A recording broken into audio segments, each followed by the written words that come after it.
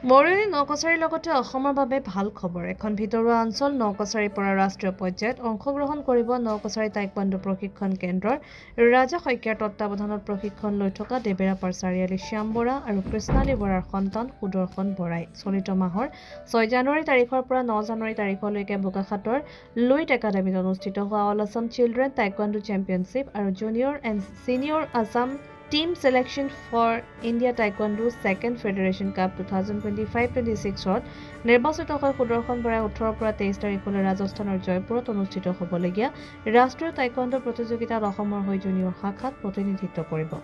বৃহস্পতিবাৰে তেওঁক শুভেচ্ছা জনাবৰ বাবে নকছাৰী টাইকোৱাণ্ডো সন্থাৰ সভাপতি ৰাজু গোহাঁই, সম্পাদক দেৱজিৎ গগৈ, প্ৰশিক্ষক ৰাজা শইকীয়া, নকছাৰী আঞ্চলিক ছাত্ৰ সন্থাৰ সভাপতি মাধুৰ্য গগৈ আৰু সম্পাদক ঋতুৰাজ গগৈ তেওঁৰ বাসগৃহত উপস্থিত হৈ উৎসাহ যোগাই একোখনকৈ ফুলাম গামোচাৰে সম্বৰ্ধনা জ্ঞাপন কৰে আৰু আশীৰ্বাদ প্ৰদান কৰে।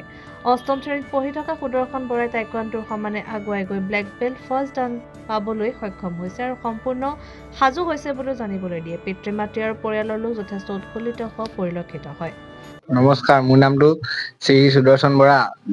মই নকছাৰী টাইকোৱাণ্ডোত প্ৰশিক্ষণ কেন্দ্ৰত প্ৰশিক্ষণ লৈ আছো। মই এতিয়া ব্লেক বেল্ট। মই এতিয়া ৰাজস্থান জয়পুৰ খেলিবলৈ যাম। আমাৰ ৰাজা ছাৰে শিকায়। মা, দেউতা, মই, ভণ্টি।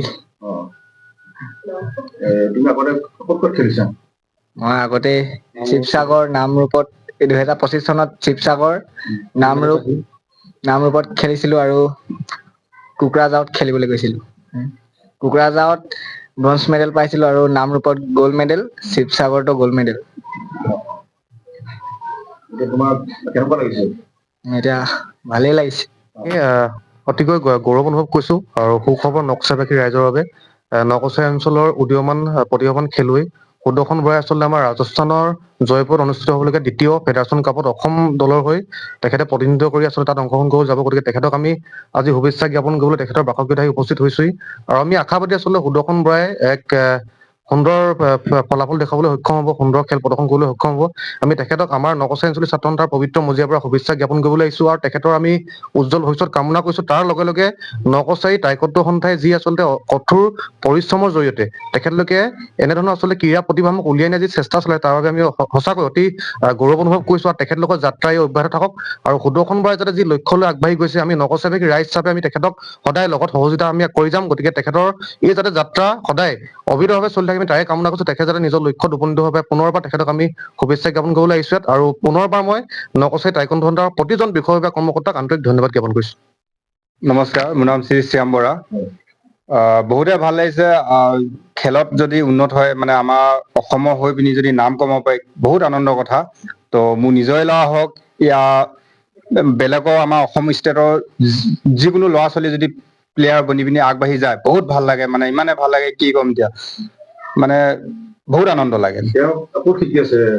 এতিয়া এজনে আমাৰ নকছাৰীতে শিকি আছে, ৰাজা ছাৰৰ ওচৰত। হয়, বহুত কমচে কম এতিয়া আপোনাৰ ধৰি লওক 12 বছৰ 11 বছৰ এনেকুৱা হৈছে শিকা। সৰুতে নাম লগাই দিয়া হৈছিলে।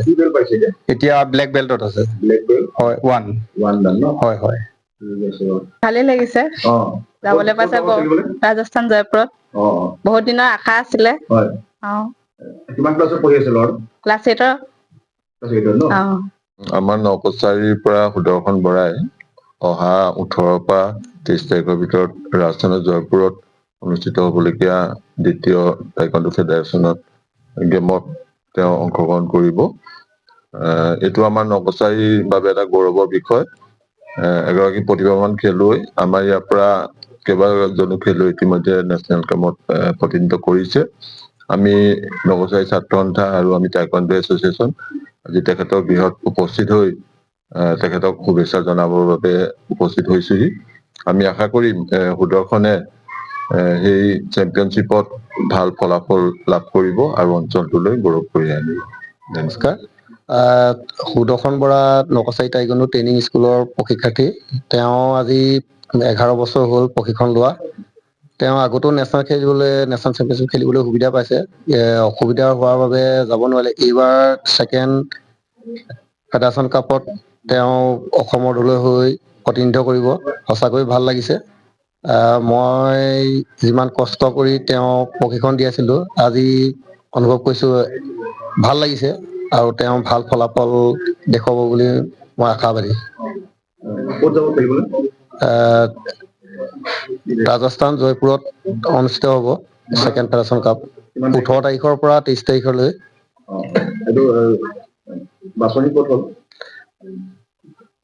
আপোনাৰ বাছনি বোকাখাত লুইট ইণ্টাৰনেশ্যনেল একাডেমিক বোকাখাতত অনুষ্ঠিত হৈছিলে 6 পৰা 9 তাৰিখলৈ। তাত third all Assam children taekwondo championship আৰু জুনিয়ৰ এণ্ড ছিনিয়ৰ চিলেকশ্যন টেইলাৰ তাতে চিলেকশ্যন হৈছিল। মৰাণীৰ পৰা সূৰ্য দাসৰ ৰিপৰ্ট এক্সপ্ৰেছ।